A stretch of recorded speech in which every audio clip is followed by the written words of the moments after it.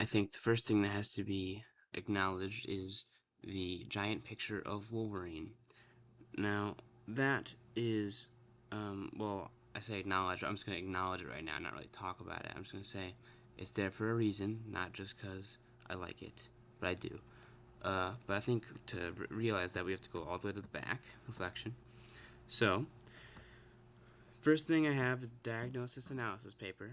That was very important. I mean, it was very fun. It was very fun. I, uh, I liked doing it, and it really showed me some things about analysis that I wasn't really thinking about and my writing style, like about my writing style, because I don't really do well with not like writing differently.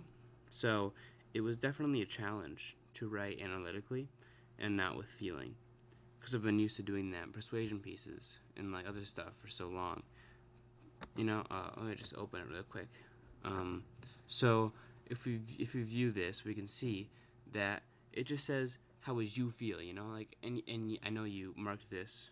I know this was marked wrong because it wasn't analytical, and I think it really helped me reach out more and realize that I need to start focusing on doing more. And I got marked down for that too. But yeah, I think it's important that definitely got to think more analytically and simple rather than trying to get like an opinion out there. Uh, because sometimes things just need to be analyzed and like further meaning, like have like further um, a further purpose to them, and not always just my opinion. But again, moving on. But like other than that, opinion is very important.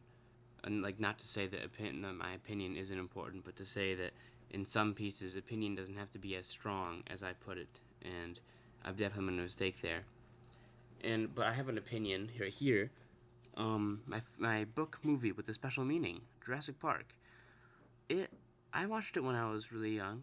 I grew up with it, grew up with all three of them, but the book was really a major part, and it was critical to my development, so you say, so you can say, with paleofauna, as I put there.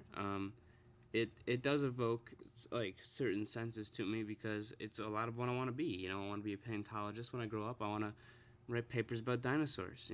Very interesting stuff, and I feel like it really like help me find myself and what I want to do. And without it, I wouldn't know what I'm gonna do. I'd be clueless. I'd be like, what am I gonna be? An engineer? No, I'm not gonna do that. So, because I don't want to, and I know this is like the perfect thing, and I think it really like was really important to me, like in everything. And yeah, I mean, it was very important. That's why it's here. Yeah. Um, Next thing, Transcendentalism poster. I know I didn't do the best on this, but I still think I got some of the things that were important. Like I have my quotes here. I just go over these real quick. Like some of them. Uh, what lies behind you and what lies in front of you pales in comparison to what lies inside you by Emerson. I think that one is very important because throughout this unit, I've gotten more accustomed to thinking about me, like not just not selfishly, but thinking about who I should be, and not as much as what I should become, like later, like should I be a paleontologist, but what I should be like as a person, rather than what I want others to be like and what I should become. Um, yeah, I mean, I think that's important, and here's be yourself, not your idea. What you think someone else's idea of yourself should be. Again, I gotta think about myself. Just inner reflection.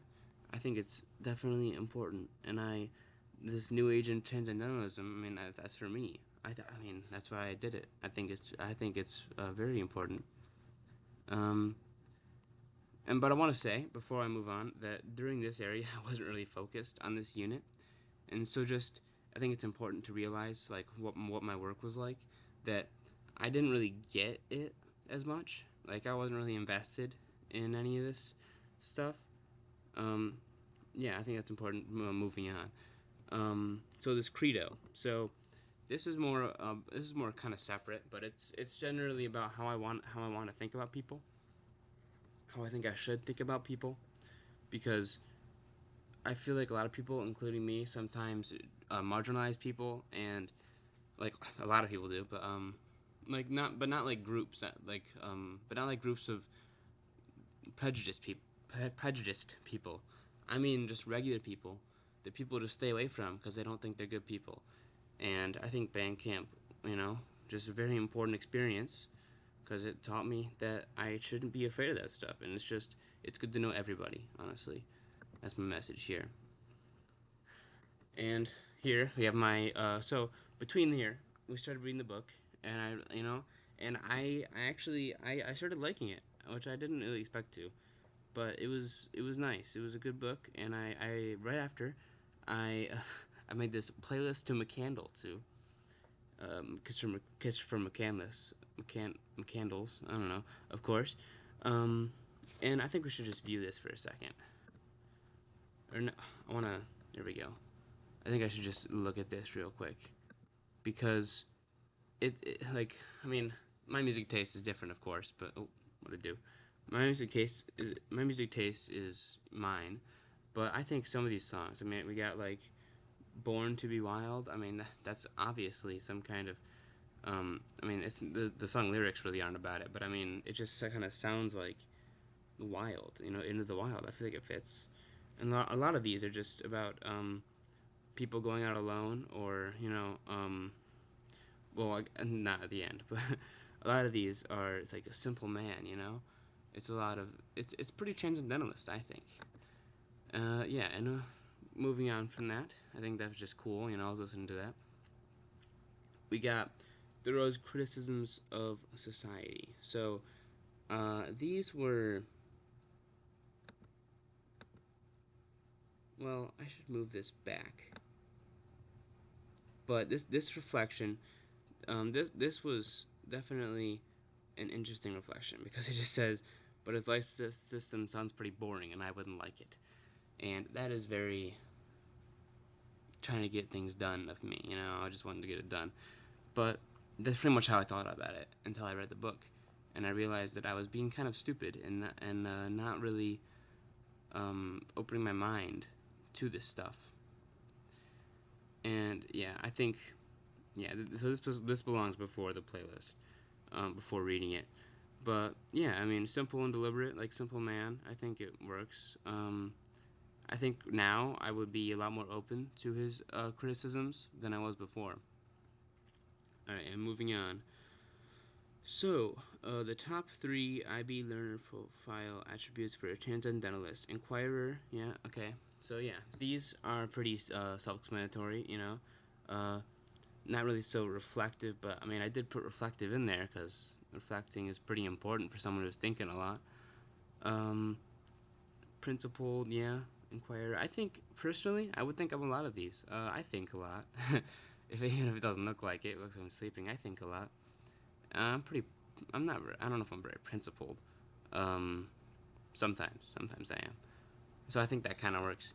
But yeah, I mean, moving on. That's pretty much all I have to say about that. The epigraphs. So these are interesting. I do like the idea of an epigraph. I feel like it really sets the mood for the mood for the piece, for the chapter. We got 4, 5, 6, and 7.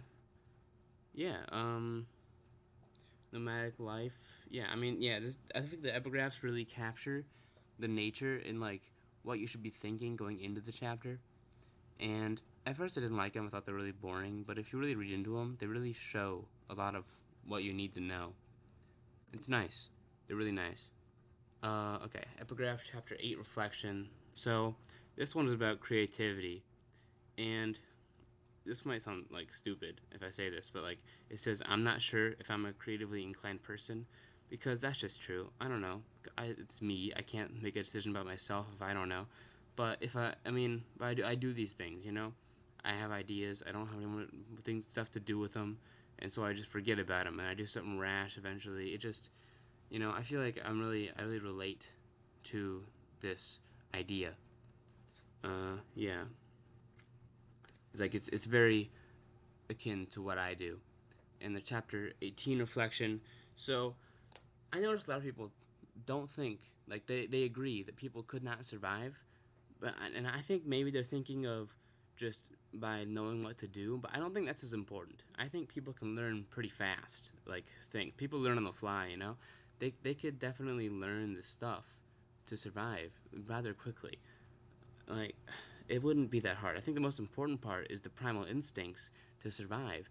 And those like if you're not thinking about just reflecting on nature, I think survival instincts would be pretty they'd be pretty impactful on your survival. Of course, I don't want to consider this as a mechanist like should have survived because he went into Alaska in like winter pretty much. And I'm talking about more how our ancestors lived, which was by tribes and stuff. So I think that his example wouldn't really fit with this and other people's because people didn't live alone. They lived like individualism isn't really common until well, what 18th century, 17th century. I'm not really sure, but yeah, and I just think that if people wanted to live like they did, it would work. It would work. I think instincts don't go away that fast. It's only been like 3,000 years, uh, 4,000. I don't know, but 8,000, maybe whatever it is, I think people could pretty much easily get back to being well. It wouldn't be easy, but I think they could like easily, not easily in physical form because people, it take a while to get used to it. But I don't think it would be a challenge of nature and like willpower to get there. I think if people were thrown into that situation, they could figure it out and they would survive. You know, it's like we're not so different. It's not been like a million years, like Triassic to Jurassic period or something. Like it's not even that compared to other times. It's not even that long. So now we're gonna talk about the giant Wolverine. So I my reflection like on this is pretty. I got a lot of reflecting. And one more thing I'd like to reflect on is how I personally would maybe or maybe not go for the wild thing. Like I could imagine myself doing something like this, but I also couldn't. And that's why I think Wolverine goes here because I don't know if you've read the comics, probably not, but just to kind of review, there is this one comic where Wolverine gets the adamantium, the metal, in like his bones torn out from him, and his mutant like regenerative powers and his mutation, like it mutates him further to be more animalistic and more focused in nature. And the adamantium before was holding him back from this animalistic tendencies. I think this is very. I just think it's a good example, like the duality of him because he's so like animalistic and civilized at the same time. He's a man, but at the same time, people call him an animal all the time in comics and literary materials. I guess you call him, but it might be a little silly, but I think he is a very good example of this the transcendentalist living simply, because that's what he does in a lot of the comics. He just wants to live a simple life, but he can't do it because his civilized enemies and his civilized world doesn't let him. And I think it's a good duality of what I think. I think it relates, and I think that's part of why I'm drawn to the character. But I think it's very telling of what people can do and what people are like. And that is my reflection. I think that's I mean that's my reflection. That's my thoughts on this. Um, they are a little messy, but I don't know. You've seen my stuff. All of my stuff is messy. If you wanted, so if you want an actual reflection, this is it. Um, yeah, I think this is me. This is I like this transcendentalist stuff. It's very relatable, and I've been thinking about taking like a huge trip for like a while. So yeah, this is me.